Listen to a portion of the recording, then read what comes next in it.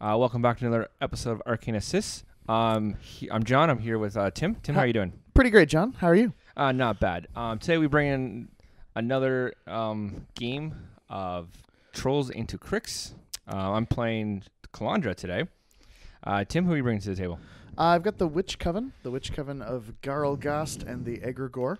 They're a really weird caster, or casters, as the case may be. One of my favorite casters in the new edition. Since I'm going first, I'll go over my list very quickly. So I've got the Witch Coven. In their battle group, they have a Death Ripper and a Stalker. They also have 2 Seethers. I'm playing in the Infernal Machines theme force, so I also have 40 points of Thrall models. In this case, that's 2 units of Soul Hunters, who are Thralls, and 1 Scarlock Thrall, who is also a Thrall. Gives me 2 free solos, one of which is an Iron Lich Overseer, who is marshalling a Seether. He has that cool Jack Marshall bonus of Dark Shroud, the ability to give himself and his Jack stealth. Both abilities are really cool. My second free solo is a Pistol Wraith. Pistol Wraith's always performed really, really well. Does fantastically in this list as usual. And I brought 2 Warwitch Sirens. About rounds out my Witch Coven list. They're a really, really neat caster, and a lot of things about them are really bizarre. The way they handle focus, the way they handle control area, the way they handle spell casting and the use of upkeeps is all really bizarre. They're kind of, I joke with John sometimes that they're just a do-anything caster. No matter what happens, they can do a thing in that circumstance. They always seem like they have an out, and they always feel like they can disobey the rules. The converse of that is I feel like if they don't kind of win on their feet turn, they're really behind. So I play them really aggressively, and I hope to be able to showcase that in this game. But a couple of quick rule reminders. Control area is always measured from the Egregore, which is the ball in the center of them. They can cast spells as long as they're in its control area, which is 18 inches, so it's pretty good. Each witch contributes 3 focus to a collective pool. That focus sits on the Egregore. They can spend focus each individually to reduce damage by 5, like a normal Warcaster. If the Egregore takes damage, it has a sympathetic transference rule, where it has to send that damage to witches. So it can send 5 damage to each witch, and then they can each spend a focus to reduce it. So they have kind of a cool way to mitigate up to 15 damage the Egregore takes, which makes that ball at defense 13, armor 17, and steady with stealth Indestructible. super durable. Yeah, really indestructible. And it can contest zones and is a solo for the purposes of scoring, which is pretty cool. The witches are all considered warcasters, so they can each be the person who's killboxing the team, and they can each score in any of the pieces of geometry, which in Steamroller 2017 gives them some really neat tools. I really like that element of them because they just can put a lot of scenario pressure on an opponent, and they can also put a lot of assassination pressure on them. So I think about them like a pressure caster a lot. They can only feat once, but any one of them can feat. And they can all spend the focus that's on the ball to cast spells, again, as long as they're in the control area. Final couple of rules. The Egregore, anything base to base with it gets stealth. Also, they cast all of their spells from the Egregore. So it can use Arc Nodes, but it's always the point of origin for the spells. So any spells that I cast have to come from that ball, which is weird because sometimes your witch is right next to the unit she wants to put an upkeep on, and she can't cast it on them because the ball's on the other side of the board and there's no Arc Nodes nearby. Which is a weird kind of circumstance to have come up. Also, because they activate independently and as solos, one of them can put an upkeep spell out. The thing with that upkeep can activate, use it normally. The next one can activate. She can move that upkeep to another thing. So they can have an upkeep spell kind of roll on over to 4 different things in a turn, which is really cool because they've got some neat upkeeps. Infernal Machines, kind of the one that really turns them up to 11. Yeah, so that's what my list is all about. And as I say, the Witch Coven is a very, very weird caster. And they have a feat that says you can't draw a line of sight if you're in their control. So they're bizarre. And I'm happy to be showing them off on the channel today. I'm playing Calandra. Like this list I'm playing. I've played it a few times off a stream, a few practice games under my belt. I'm playing Calandra, Double Earthborn, Sea King again with the Mauler. I have Dunia and Knot, Minstone and Elder. And once again, I'm in the theme force of Dunia. And I get 3 solos. I got the Rune Bear, Shaman, and Janessa. So that's my list. It's pretty straightforward. Fancy tech here is the Animus of the Sea King. I can shoot it or cast it on one of my Earthborns or attack my Earthborns with it. and if I hit, it puts a AoE 4 water terrain into the field, which then gives my Earthborns +2 defense and +2 speed.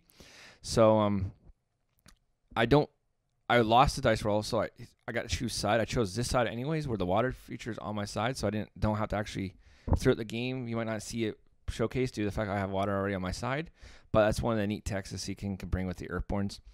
And being defense 14 under Starcross is pretty solid, or defense 16 if you have Bullet Dodger up. Yeah, that's really good. Like Starcross is a super oppressive spell, and I've often been on the receiving end of it and not been super excited about it. The Sea King's it's an expensive package, but I think you've actually seen a lot of success with it, eh, John? Oh yeah, I played a lot of games. I've been in a couple tournaments now with the Sea King, and it overperforms definitely. And the 42-point label, I guess people want to call it. People think it's taxing, but you get a chain weapon. He threats 2 inches farther. He has a pretty cool animus if you set it up. It's pretty solid. And he also has a range attack, which poison that bounces forward. So he brings a lot to the table for 42 points. Mm-hmm. I'm not going to say where I want it to be. That's probably for a future conversation we'll have. But I enjoy it, and it's in basically most of my beast heavy list right now.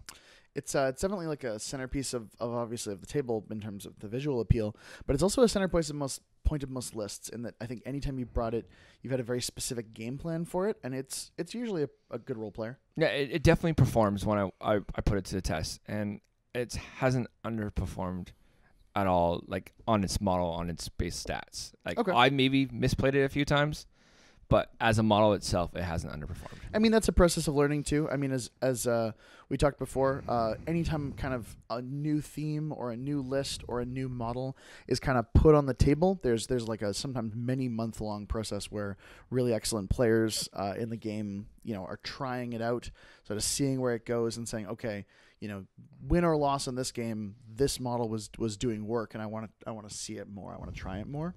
And I think we're definitely at that point with the Sea King where, despite appearances, he seems worth looking into. Yeah. Anyway, let's jump right into the game here. So as Tim won the dice off, he chose to go first. I chose the side to the left. It gave me the wall, the water, forest, and the obstruction in the zone where I can play my Earthborns to the advantage. And I think you pre-measured this out. You've got a spot there where you can have a large base that is within 2 of that wall and within 2 of the water, which is correct. Really good. Yeah, I made sure whenever I go to a tournament and I have Earthborns, I make sure I use that to my best advantage. We have a trench in the bottom zone with rough terrain, rubble, I guess, and there's a wall in the top zone as well. So that's the terrain we have to the table. It's a pretty good setup, and basically, Tim, it's on your turn. That house is a big deal.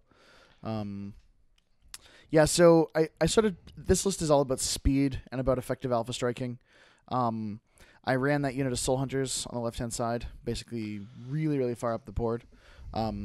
Proceeded to run the Seether on the bottom, kind of near that flag, with the intent of that being the Seether that maybe scores in the top zone or threatens the Sea King when he comes up. The Egregore ran up into the middle zone. The Egregore can't score circular zones anymore because they took the capacity for solos to score circular zones away. But I do want it positioned to aggressively feat when the opportunity presents itself. The Iron Lich Overseer just ran base to base with it, so it keeps its Jack and Jack Marshal range. Same with the Seether. The Seether ran base to base with it. That Seether's touching the house a little bit, so I'll have to ghost walk it if I want it to move much further. Soul Hunters here, again, positioning really, really aggressively. And then Witch placement, which is kind of a big deal. The first Witch, she runs up. My hope is that, depending on where John ends up, I can either threaten that flag, or maybe she can score this bottom zone, but she can be way, way off on a flank. I'm going to run Seether to this bottom zone, so Seether can, again, threaten to score this zone. Maybe position for some counter charges, although behind that wall it doesn't have a lot of counter charge options.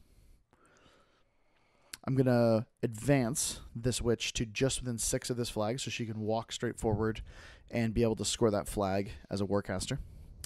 Scarlock is just going to run. Again, Scarlock can cast spells if he's in control area, which is huge. So he's way off on the flank to be able to deliver Ghost Walk to that unit of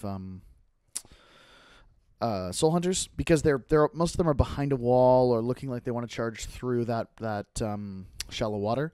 So I want them to have access to Ghost Walk so they can just avoid the whole Pathfinder problem.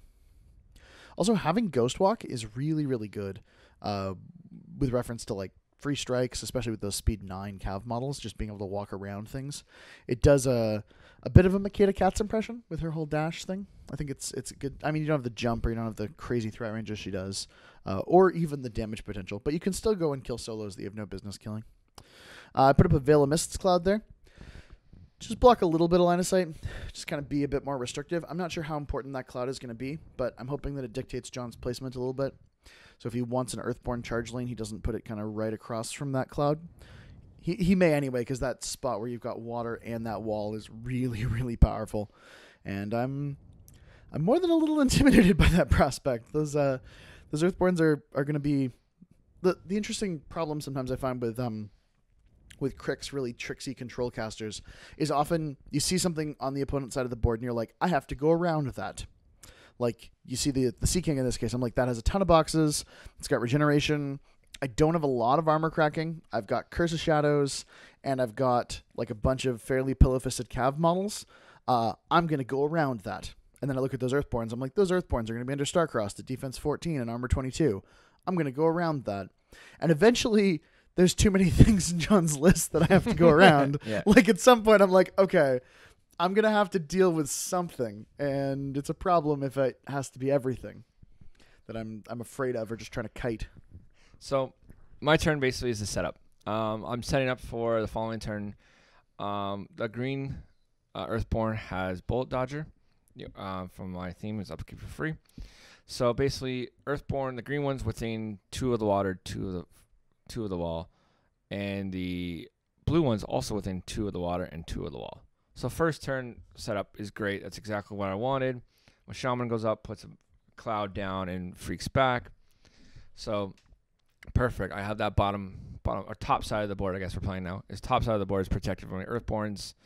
They're armor 22 under the stone, so trying to crack that will be a little tough for Tim. Calandra walks up. She got Harmonious from the Rune Bearer, so obviously going to cast Starcross for 2, which is just disgusting. Like Starcross for 2 with an 8 focus caster or 8 Fury caster is just disgusting. Yeah, this is kind of a matchup of really, really high control area, really, really powerful denial casters in a lot of ways. Yes, for sure. And then she drops 5 in the stone, camping 2. Yeah, that seems super safe. So like the stone's maxed. Probably camping 1, right? She dropped 5 in the stone, spent 2 for Starcrossed, 7. Yeah, so camping 1. Camping 1. But Camping 1 either way, he's he's pretty safe behind this wall with a cloud. Like there's no, you're speed 9 even, and you can't charge through a cloud. Like it's tough. I even put a Janessa in the middle of the cloud just to block. Yeah, I mean the things you're possibly a little bit afraid of are me like landing a Soul Hunter on the other side of the cloud. But like, again, Soul Hunters are a little bit scary. And maybe I get Curse of Shadows on you, and I get Stygian Abyss, and I do everything, and then I probably get like 2 meaningful attacks, and I imagine you can tank 1 with your health total and transfer the other. Yeah, for sure. And that costs me everything. Like that's me spending my entire turn and giving you an Arc Node, and also losing a unit of Soul Hunters. So the Mauler runs in the middle of the board just to be in the middle of the piece, so you can pass out rage to the Earthborns on the 5 side of the table, because currently those Earthborns are speed 7. My Sea King kind of runs up just to block Calandra a bit, because I am a little worried of this bottom half of the table. Your models are 9-inch. They charge 12. They have 1-inch reach. They have 2-inch reach. 2-inch reach, so they're 14-inch threat. So Calandra was in threat of 2 of them. Yep. So I had to put the Sea King up a ways where you can't get a base behind me.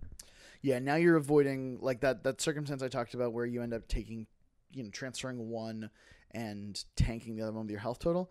And maybe I get another Stygian Abyss that really scares you. Like, now you don't have to worry about that at all. Yeah, not at all. Because it's Soul Hunter charged off the table. So I basically set up for, like, next turn, I'm going down. I'm going down the middle of the table. Like, those Earthborns are, like, charging at you like bullets.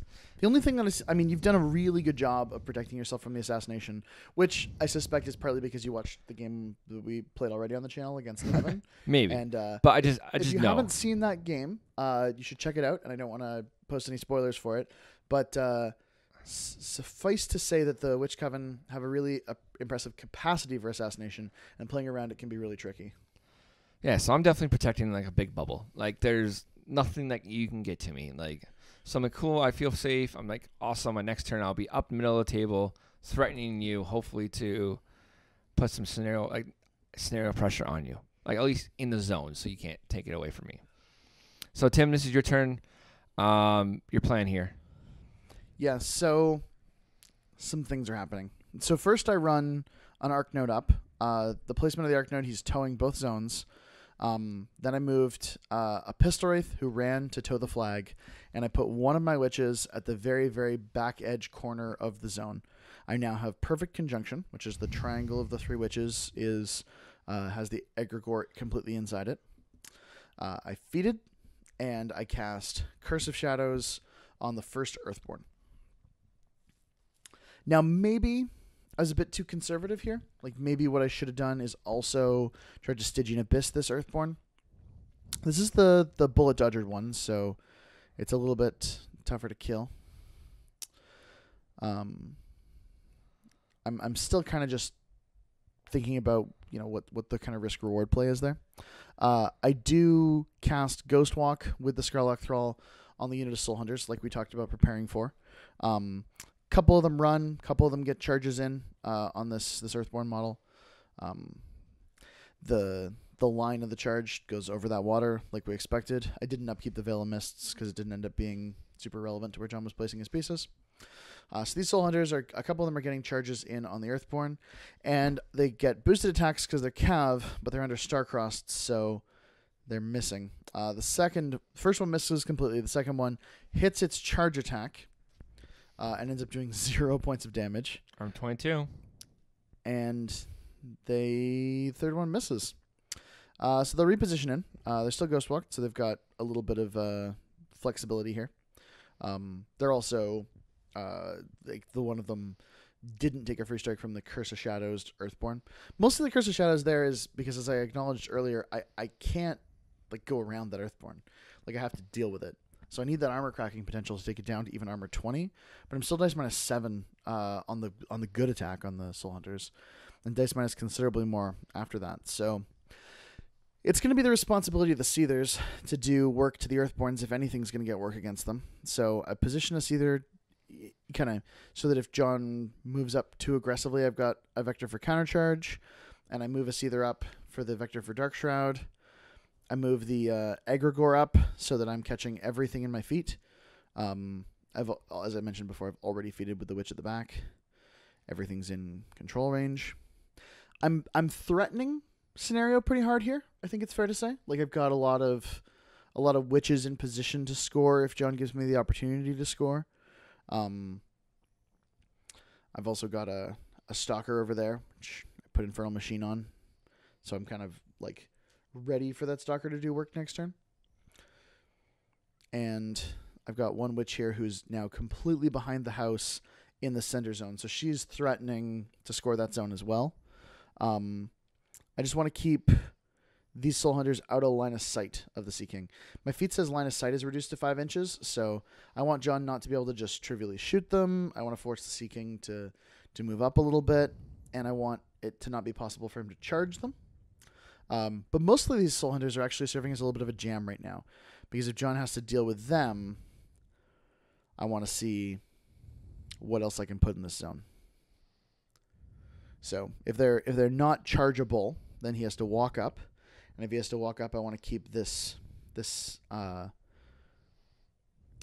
node out of threat. Is that an arc node? No, Stalker. Stalker. The Stalker out of threat. Yeah. So it's a pretty good setup we have going on here. Mm-hmm. Your feat is denial of, I can't charge within 5 inches. This bottom half of the board, I got nothing. I can't shoot. I can't charge. I got nothing. Going to my turn, I realized Tim set up for a pretty good scenario score here. His one witch is on the flag. He has Jack in the top zone, and he has the pistol race on another flag. So I'm thinking to myself, what can I do to achieve the most damage to Tim's army with staying focus on scenario as well, not going so far behind where it's just on all lost. Yeah, the other element of my feat is it is -2 Mat and Rat. Yes. So there's a bit of a defense problem, potentially, that you'll have to deal with this turn. Yeah, so I noticed here I can walk 5 and just swing at the ball. But remember how we talked about it at the start of the turn, where swing at the ball the ball's indestructible. It'll be a POW 23, POW 24 swing at the ball. But even, I think we did the math here. Like, we're sitting down doing the math right now. I think I need to roll trip sixes, and 665 to overkill you by 1 box. To kill the witches. So the math makes it a little bit weird. So, I mean, assuming that you don't boost damage because your dice plus 7. And assuming I hit. Yeah, I'm minus 2 mat too. Yeah, so you're currently mat 4 and I'm defense 13, so you need 9s. So let's presume that you boost to hit, right? It's 1. You spend your first attack boosting to hit. Your second attack you don't get because it doesn't have reach. Correct. So then you buy boost. That's 3 fury, and you buy boost. So you get 3 attacks that we say hit. Okay, this is the conversation we're having right now. So those 3 attacks hit, and I'm like, let's say you roll boxcars on the first damage roll. Woo! Dice plus 7. You roll a 12. Dice plus 7 is 19 damage. I send 5 to each witch. And each of them use a focus to get rid of it. Each of them use a focus to get rid of them. So that means they take 4 damage. They each have 8 boxes, so they have 20 total boxes left. Your second attack, you do the same thing. I'm sitting on 6 focus right now. I do the same thing. Each of those witches take another sort of total 4 points of damage, so that the unit now has 16 boxes left. Let's say I let that kill a witch, or I just spread the damage out. Doesn't really matter either way. So that's boxcars. That means now they have a total of 16 boxes left. Your dice plus 7. Your last die roll needs to be a 9, only a bit above average after boxcars. And that will exactly to the box kill the witches. Sweet. That's a plan. It's a game plan. You're like, I've got Calandra's feat, and I've got Fate Blessed to engineer rerolls. Yeah, I got all the extra stuff, but like... The dice are still... Yeah, it's a pretty low odds. So I decided that's not the roll to go. I mean, I think that's the right call, but it's important to think about that kind of thing, because you are in range to just get the egregore. You can tow into the forest, and you can reach it with your 4-inch reach. Yep. Like, that Sea King projects a lot of threat. Yeah, like, if it wasn't... I didn't have the chain attack weapon, it wouldn't even be an option. So, like, as you've seen, I measured to get down these cav. I can get, like, 4 cav into my Sea King's melee. I'm like, cool. But then, once again, I still have the issue of I got boost to hit, buy and boost. That's only 4 3 attacks.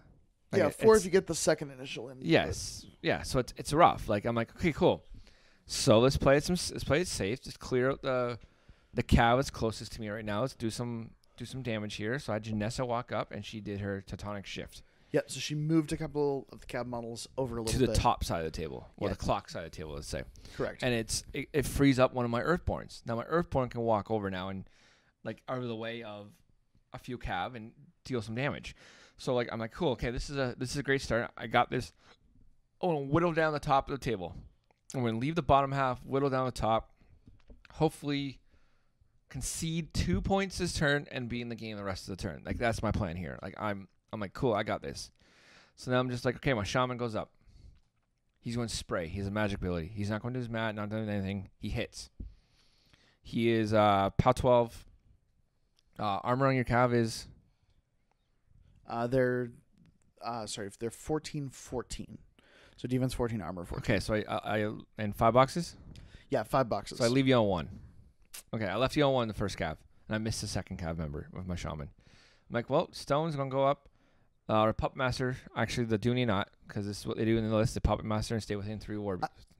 Ironically, Puppet Master, which is range 10, you need to get within 5 inches of your targets. Yeah, Tim noticed that halfway through. He goes, oh, by the way, can you see him? I'm like, oh, I guess I'm only Puppet Master, the Sea King, and the Earthborn then. So much for the other Earthborn. Because I cannot see him because it's only 5 inches. Yeah, because on my feature, line of sight is reduced to 5 inches. Does not say enemy, to my models or anything like that. It says... So it's really good. That caught me by surprise. But I was like, okay, that's fine. Puppet Master. I mean, I said feel free to move him, but like you're in a position where he just didn't have the movement or the spacing. I didn't have like the space to get him within 5. Yeah. So okay, Earthborn number 2. One was Bolt Dodger goes. He has to boost to hit, right? And I'm just because of the feat you're on. So I missed a cav, and I missed a cav again. So 2 boosted attacks missed a cav. That's okay. I can see it because of, unfortunately, his feet -2 mat. So like I need Because I'm at 4, I need 9s because you're 13. 14s. So I need 10s. Yeah. So that was a little rough. I buy and boost. That's my plan here. I hit.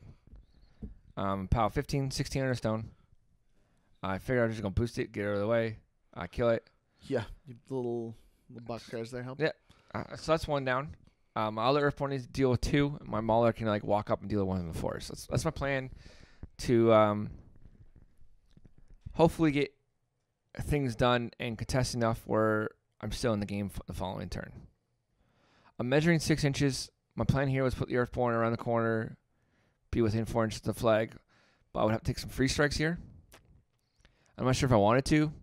So I decided to move my Earthborn a bit. I asked if Tim wanted a counter charge. He said no. So he passed the clock back. Yep. Going into this turn, I never really thought about feeding with Calandra because I didn't have enough meaningful attacks for it. And under your feet turn, I thought it wouldn't be the smartest idea. So I'm like, okay, cool. But with my Earthborn missing those 2 attacks, and because he missed because he rolled double 1s, maybe the feet would have definitely balanced out the feet turn. Yeah, we talked at some length at the top of this turn about like, is this a feet turn or is this? Yeah, not a we feat definitely turn? did. Like I was pretty sure that you were gonna feat this turn. So there's a yin and a yang to this. On one hand, if John feats to counter my feat, he gets to be exactly what his list is against my army. Yeah. So So basically, what happens is I realized that after activating my Earthborn, I was unable to get into contesting range. So, like, because he had my Tectonic Shift pushes 2 of your members, and my Earthborn had to go around and try to squeeze in between 2 models, and was unable to fit. Yep. So I conceded 3 points to him on my turn, where I wanted to concede him 2, and then all Tim had to do was slap the clock back, and he would score 3 more points and win 6-0. Yep. So sudden. I know that's a quick one. And if you didn't catch the end of that, it's I'm in a position to score on that top zone. John Sea King adequately contested the bottom zone and the middle zone, but I score on the top zone, the flag, and the bottom flag. So John's flag, my flag, and the top zone. That's 3 points. Yep. And then on my turn, I just score on them again, and that takes me to 6-0. Like, I thought the Tectonic Shift was a great idea, but the problem is it just kind of pushed my your 2 models into a way where my Earthborn would take like 3 free strikes to get there, and then take a counter charge also. And the problem is with my 1 Earthborn not killing the 1 guy, it kind of made it really dicey. And maybe I should have feeded in the start of that. Maybe it would have made things a lot better. But overall, actually, I'm not.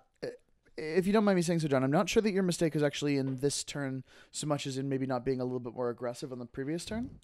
Yeah, for sure. I'm pretty sure I played really aggressive, really passive due to the fact that I've seen the videos. I know what your assassination range can be, and I'm like, okay, I got to protect Calandra first turn. I'll use this wall.